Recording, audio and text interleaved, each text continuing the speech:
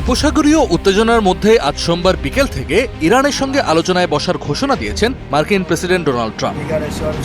Trump দাবি করেছেন, সম্ভাব্য চুক্তির আভাস পাওয়ায় সৌদি আরব, সংযুক্ত আরব আমিরাত ও কাতারের অনুরোধে আপাতত ইরানে পূর্ব পরিকল্পিত সামরিক হামলা স্থগিত করেছে ওয়াশিংটন। রোববার সাংবাদিকদের প্রেসিডেন্ট ট্রাম্প জানান, হরমুজ প্রণালী এবং পারমাণবিক ইস্যু নিয়ে একটি চুক্তির সম্ভাবনা তৈরি হয়েছে। তার দাবি, তেহরান নিজেও এই হামলা বাতিলের অনুরোধ জানিয়েছে। অন্যদিকে ইরানের পররাষ্ট্রমন্ত্রী আব্বাস আরাকচি জানিয়েছেন, হরমুজ প্রণালী নিয়ে ওমানের সঙ্গে তাদের আলোচনা চূড়ান্ত পর্যায়ে রয়েছে।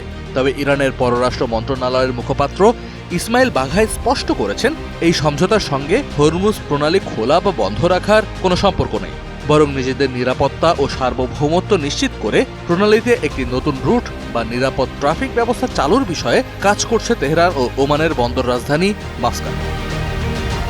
গত ফেব্রুয়ারির শেষে যুক্তরাষ্ট্র ও ইসরায়েল যৌথভাবে ইরানে হামলা চালানোর পর থেকে ওই অঞ্চলে তীব্র উত্তেজনা বিরাজ করছে। প্রেসিডেন্ট ট্রাম্প বারবার নতুন হামলার হুমকি দিলেও মূলত আলোচনার জন্যই সময় দিচ্ছেন। তবে এখন পর্যন্ত কোনো চূড়ান্ত সমঝোতায় পৌঁছাতে পারেনি কোনো পক্ষই। দুপক্ষের এই পাল্টাপাল্টি উত্তেজনার আঁচ ছড়িয়ে পড়েছে লোহিত সাগর, এমনকি মিশরের ভূমধ্যসাগরীয় এলাকাতেও। যুদ্ধ শুরুর পর থেকে বিশ্বের মোট জ্বালানি তেলের অন্তত 20% চলাচলের অন্যতম পথ হরমুজ প্রণালী বন্ধ করে দেয় ইরান। এর ফলে বিশ্ববাজারে জ্বালানি তেলের দাম বাড়ার পাশাপাশি বেড়েছে বৈশ্বিক মূল্যস্ফীতিও।